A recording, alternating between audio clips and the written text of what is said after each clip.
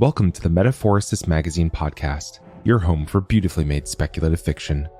The magazine is edited by B. Morris Allen, and I'm your host, Matt Gomez. This week's story is The Dragon and the Unicorn by Wade Dargin. Wade Dargin is an archaeologist who currently lives and works in Saskatchewan.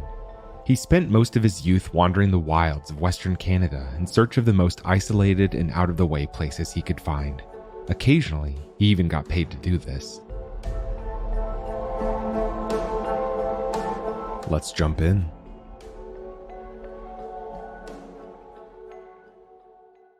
The runner from the temple finds her scavenging for stray pieces of coal along the tracks outside the rail yard. The youth whistles to gain the stooped girl's attention. Seeing him, she abandons her searching, scowls, and adjusts herself. The boy keeps his distance and stands shivering in the cold. She notes his unease. He must know, she tells herself. The girl is a reject from the temple's nurturing tanks. Cooked too long, or not long enough, is the rumor he will have heard. He has been warned, she thinks. She can see it in his face. Don't talk to her more than you need to, they will have told the boy. It is bad luck. What do you want? She calls. You've been asked for at the temple, he shouts back. He raises his left hand and draws a complex sign in the air in front of him, signifying that the request is official, coming straight from the mouth of a priest. Long familiarity tells her it is more of an order than an invitation.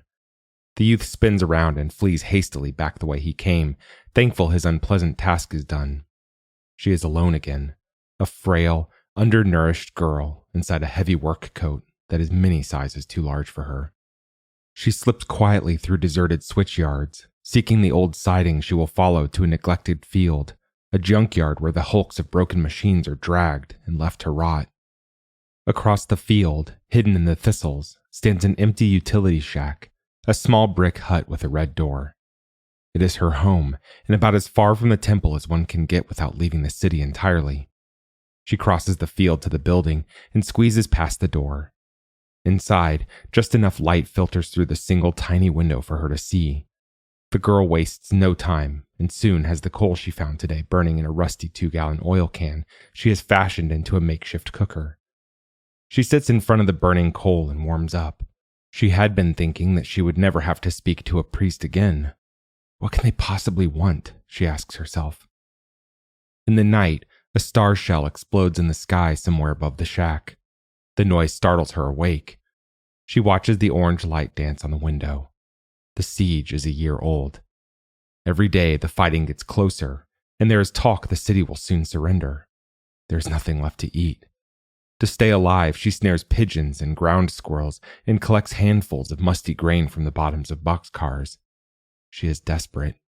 Tomorrow she will go to the temple. An insufficient sun is rising when she sets out. The temperature is plummeting. It is going to be cold, the kind of cold that kills, and she is worried. The girl has wrapped herself in every piece of clothing she owns, pulled her long coat on, and crammed a few necessary things into her backpack. The sad condition of her boots makes her heart drop. She says goodbye to the shed, certain she will never see it again. She walks out of the industrial park, turns south, and takes to the wide streets that run straight toward the city's core. The temple is there. The great hill at the center of the city looms before her. The mound is scabby with government buildings glowing in the dull light. Among them squats the mayor's citadel, black and twisted like a dead tree. That is where they will run when the end comes, she thinks. They will be smoked out and nailed to the walls. The thought brings a fierce grin to the girl's small face, opening the blisters on her lips. Above the hill, scores of agitated ravens hang on the wind. The city is New Carchemish, or Great Carchemish, as it is named on maps and in tales, and its days are numbered. The streets are empty, stumps in the boulevards, beautiful trees cut down for fuel in the first winter of the siege. They were the only trees in the city. She passes apartments, dismal congregations of ancient granite inhabited by worn-out women and their ragged children. The only men she sees are very old. When they notice her, the women leave their cooking fires and chase their small children inside. The little ones stare wide-eyed at her from behind doors and windows. They stare because they have been told that she is not a girl, And although she looks like she might be 15 or 16, the mothers of the children can remember hiding from her when they were children themselves, a symptom of her defective cells, the priest have told her. She passes under the shadow of the hill, the houses of merchants and civil servants rising above her. Some are ruined and burned. At mid-morning, she arrives at the temple. The temple sits alone in the middle of an open space the city has not touched, a low, wide, featureless building. The sight of it fills her with dread. It always has. No road joins the building to the city. They are apart, and the city seems to recoil from the structure. Legends say it was already here, 1,000 years ago when the city's founders arrived, and the city was built around it.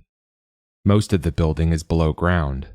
The basement is what the priests call the many subfloors that reach deep into the earth, and the deepest of these is where their god makes its nest. She goes to the building and climbs a set of narrow stone steps to a small landing. Here, there's a simple wooden door, the only visible opening in the structure's architecture.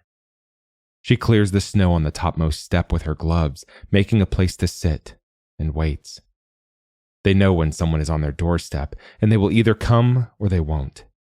Her battered boots rest on a slab of ancient seafloor, turned to stone by the countless ages and filled with jet shells.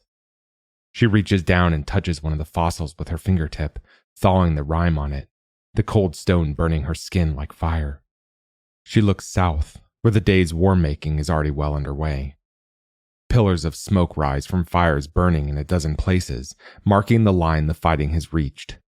The city holds on, she thinks, but barely, and only because the enemy's siege guns, terrifying weapons, haven't fired in a week. She has heard the enemy is having difficulty bringing supplies north. The door opens behind her. She stands and knocks the snow from her boots, turns stiffly around, and faces the building. A priest steps from the door, his robes churning. Several nervous acolytes lurk in the space behind him. Unusual, she thinks. They are forbidden from leaving the temple. She has never seen one come outside before. The priest gives the city a disgusted look and winces at the cold. His name is Ekman, and he is older than the other priests, maybe even the oldest. The priests die early. It comes from being too close to their god. Over the years, she has seen a number of them rotate through the temple. "So, you have come," he says. "I did not think you would." The girl does not reply. She hates this man more than she hates most priests. Priests usually treat her with indifference, and she has never cared. With this one, it is different. His eyes are always full of loathing when he looks at her. With a wave of his hand, he references the southern bedlam. "The Sorcerer King's murderers will be here soon," he seethes. "The god in the basement tells us calamities bring dragons." He casts a wary eye at the sky, then returns his gaze to the girl. "You once told me you dream of them. Do you remember? I was surprised you could dream. Is this still true?" "It is." "Your work site, on the outskirts, where you go to scratch the dirt for us. The old city buried in the ground there was destroyed by a dragon long ago. Has anyone ever told you that?" "They have." "Tell me, when was the last time you were there?" "A year and more ago, before the war started," she replies. "I brought you what I had then. You paid me. I've got nothing else. I haven't been back. There's nothing to buy in the city anymore."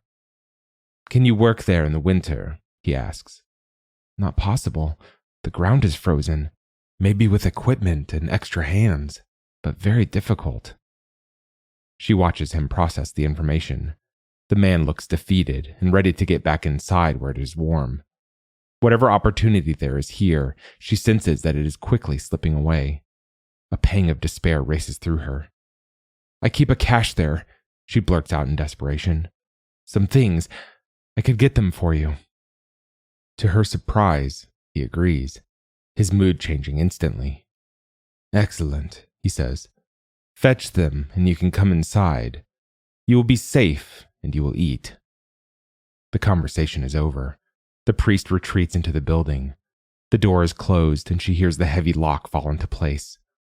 She goes at once, finding the route she will take west out of the city. The cold is bone-chilling, and she dreads the long walk ahead of her.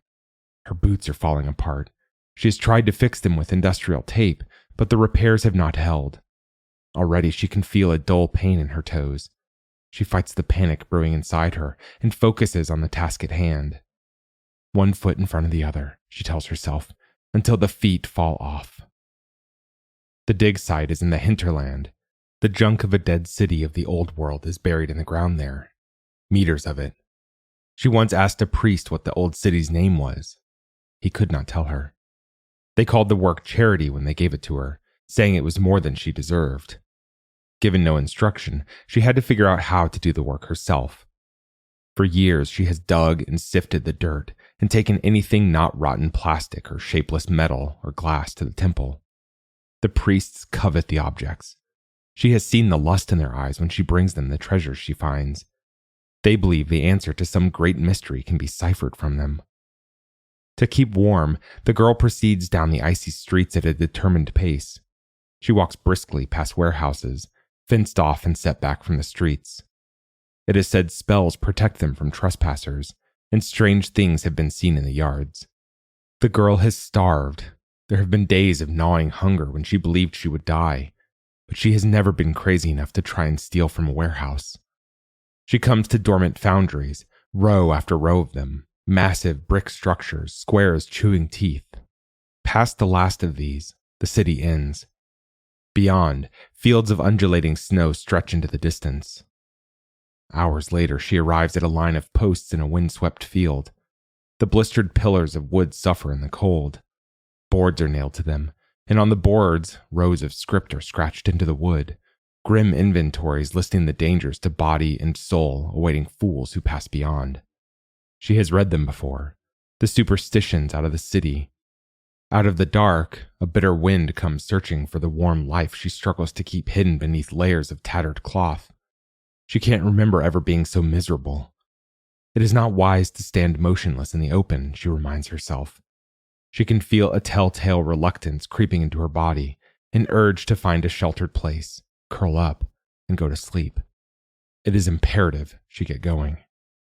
She moves off.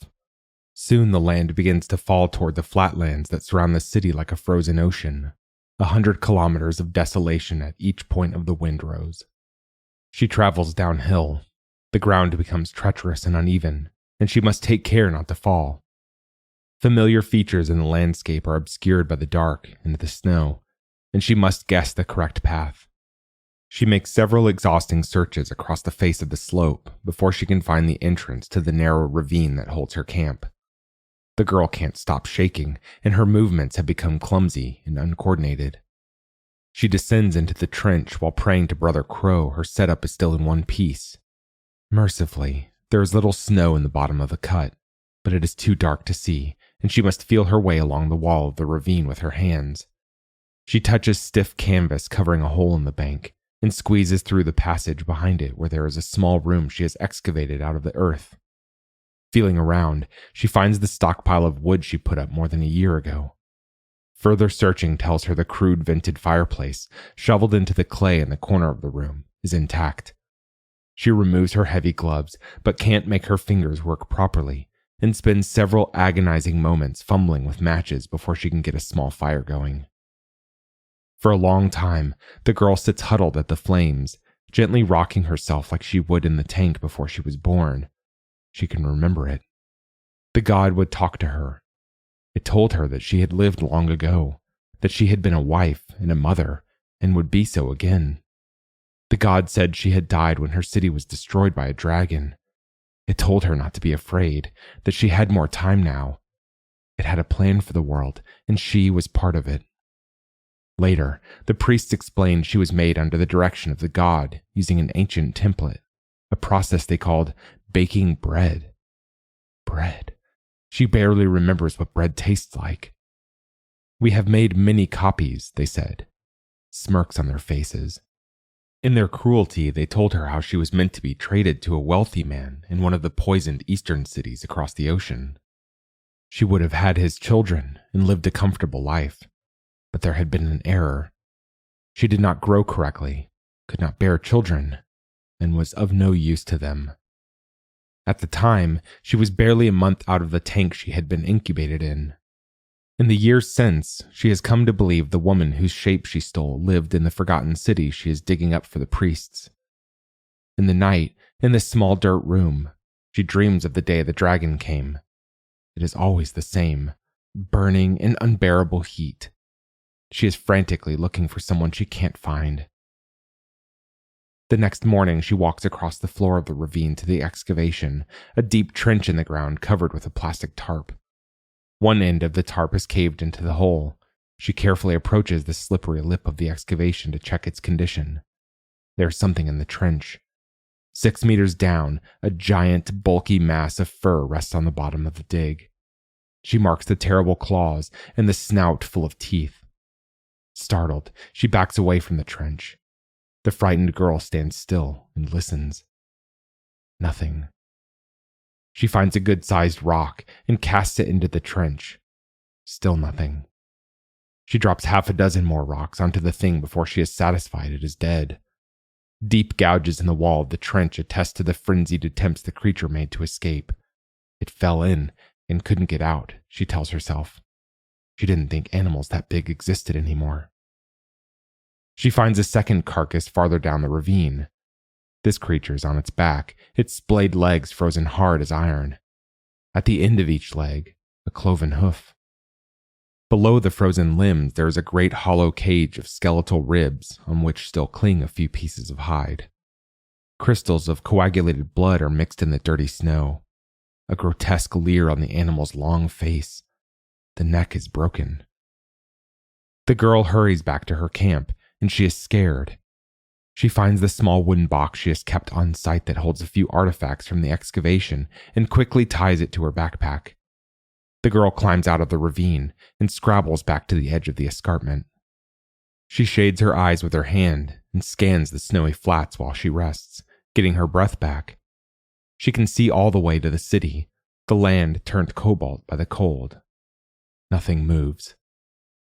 On the far side of the sky, a distant, uninterested sun watches and wants to be somewhere else. The girl crosses to the city as swiftly as she can and does not feel safe again until there is pavement under her boots. The day is old when she arrives back at the temple. She stands on the landing in front of the small door, trying to ignore the snap of small arms fire she can hear at the other end of the street. The door opens, and she is met by an acolyte, a younger man whose name she can't remember. He ushers her quickly inside and closes and locks the door behind them. He leads her down a hallway with undecorated walls and hard fluorescent lights that hurt her eyes. The sudden, smothering warmth makes her giddy. She is taken to a room. The acolyte accepts the wooden box from her and leaves. Along the wall there is a bench. She takes a seat and allows herself to relax. The girl studies her damaged boots. She has not taken them off for 2 days. She is too scared to look at her feet, doesn't want to know how bad they are. Soon she is brought hot broth and bread by a temple auxiliary. It is the first real food she's eaten in months. The girl is dozing when a priest she does not recognize, a bent, shuffling creature, takes shape in front of her. "You are wanted in the basement," he says. "Come with me, please." Hearing this, the girl panics. Because the god is there, she fears that place, has feared it for as long as she can remember, fears it more than freezing to death in an alley when the city surrenders. The priest does not appear to notice her turmoil, his bloodshot eyes obscured by the heavy lenses he wears. She does what she can to calm herself, then stands and goes with him, and they travel down many narrow gray corridors until they come to a battered, time-worn door. The ghoul performs a simple ritual and opens the door, and they pass through it and descend flights of creaking stairs to arrive in a great, dark room. He touches the wall, and a pallid light materializes in the ceiling, unveiling the room. There are rows of enormous glass tanks and a forest of tubes, hoses, and wire. In several of the tanks, bizarre fish swim in the glowing water. The girl stares, spellbound. They leave the room and the tanks and move on through countless other smaller rooms where sullen-eyed acolytes look up at them from crowded workstations as they pass. Eventually, they arrive at a final door. Without a word, the priest indicates the door, then turns and shuffles away, and she is alone. Apprehensively, the girl reaches out and places her palm against the surface of the door and is surprised when it slides open, revealing a concluding room. She enters the space, lights blaze to life, and she sees a small room with barren walls and a clean floor. Bundles of wire twist across the ceiling. The room is very cold. Against the far wall stands a metal cabinet. A panel of smoky glass is set into the face of the construction, and witch fires dance behind the glass. An antique chair has been placed in front of the cabinet. She crosses to the chair and sits down. Immediately, a burst of static fills the room, forming into words after several torturous pulses of noise. "They bring me the things you find," a distant, rasping voice announces. Her flesh crawls. She has heard the voice before. "Are you aware of this?" it asks. The frightened girl shakes her head. "No," she replies. The god clacks and hisses. "I tell them what they are," it sputters. "Mundane things from a failed civilization. What they are looking for, I cannot say. I have concluded that even men with a god that talks to them need their mysteries." The girl is silent. "I am told you have been to the edge of the city," inquires the god. "Yes," she answers, managing to find her tongue. "Then tell me what you saw there." The girl gives her account, halting many times, uncertain what to say. When she is done, the pale voice speaks again. "Unfortunate, but not unexpected," it remarks. "The priests were hopeful. It was necessary, and I could not risk telling them the truth." "The truth?" she asks hesitantly. "That I am leaving. It is not a journey the priests can make. They will stay." "I don't understand." "A year ago, I launched my exit application. The procedure is lengthy. There are many protocols." A puzzled look crosses the girl's sharp features. Why was it not possible to tell them, she asks. "I could not predict how the priests would react to the crisis, and I required time. I needed them to keep the building operating until I was ready. They might have done something reckless otherwise." "What did you do?" "I invented a lie to keep them distracted," explains the voice. "Far to the west dwells another god," I told them. "It will help us." "And they believed you?" "Of course," declares the god. "They were even optimistic. But there was one problem: how to deliver the message. I offered them a solution. I spoke of an animal the ancients regarded as the most steadfast and loyal of all beasts. It was called a unicorn, and it would make a capable envoy." The girl listens, wonderstruck, her fear momentarily forgotten. 2 of the animals were produced, difficult births.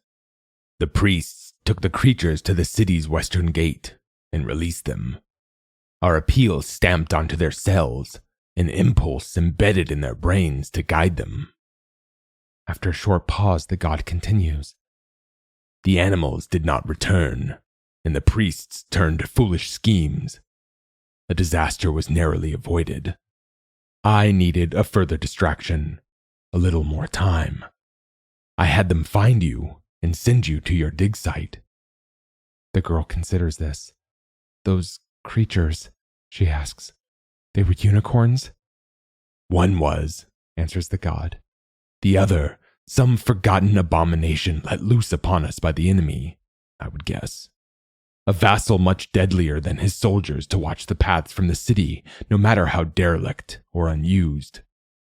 Very strange, and lucky that it was ended by your hole in the ground. There is little chance our other messenger got past it." The pitiable image of the unicorn's mutilated body flashes in her mind. Put together and used as needed, she thinks bitterly, just like her. The lights flicker and grow dim. An unbearable, crushing quiet settles on the room. Something is not right, she tells herself. Why has it bothered to bring her here and tell her this? It doesn't make sense. Then it hits her. It wants something else. Her mouth goes dry. Saw-toothed anxiety blooms under her ribs and starts to circle her pounding heart. Despite the chill, she is sweating. Can you remember our talks, it asks, when you were in the tank? You had so many questions then. The priests wanted to dissolve you and start over. I would not let them.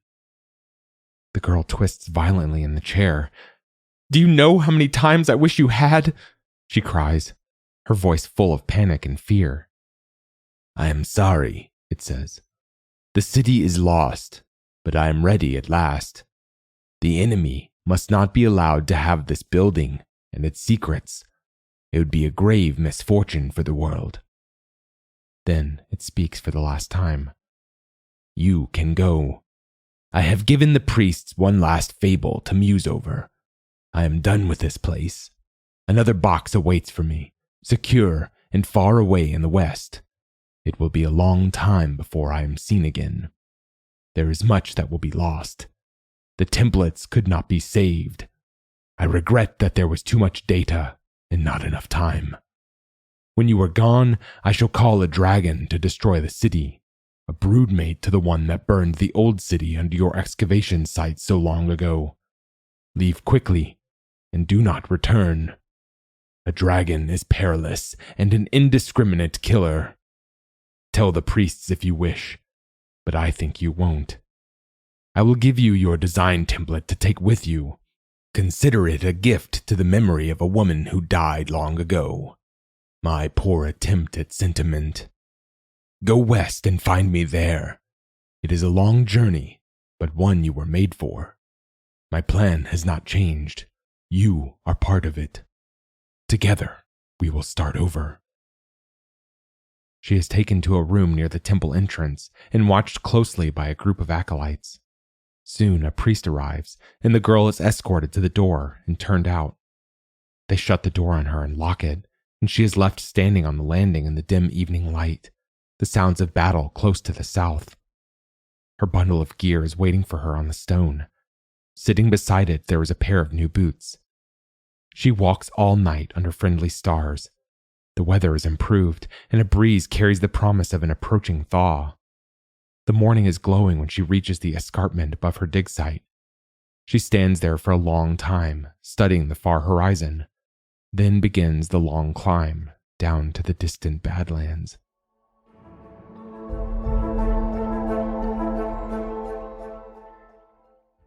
The dragon wakes in the void, the summoning call from below pulsating brightly in its chest.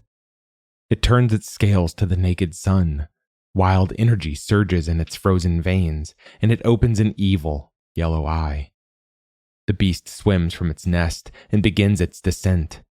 It hits the atmosphere and roars. She hears it before it can be seen, a low growl deep in the sky.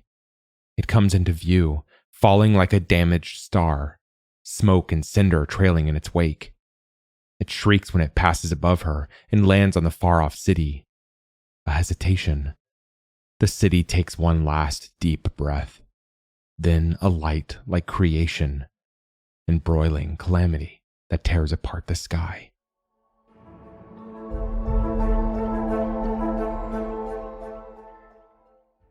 That night, she camps in a hollow in the ground where a few scraggly trees are growing.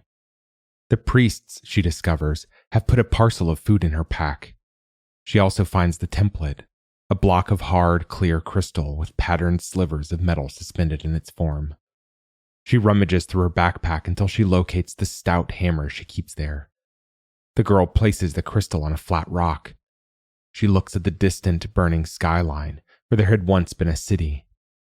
Nice try, she whispers. Then, the girl smashes the crystal to pieces. On her third day out, she comes across a track in the snow. The girl follows it for many kilometers across the empty land. She crests a low hill. The unicorn is there, waiting for her. They press on together. The animal is skittish and won't come close to her or allow her to get too close to it, but it follows her. they go west. That was The Dragon and the Unicorn by Wade Dargin. Thanks for listening. If you enjoyed this episode, we'd love it if you'd leave us a 5-star review on Apple Podcasts, Spotify, or whatever platform you listen to us on. Or, better yet, share the magazine and podcast with a friend. If you'd like to listen to more speculative fiction, visit us online at magazine.metaphorosis.com or on Twitter at MetaphorisisMag.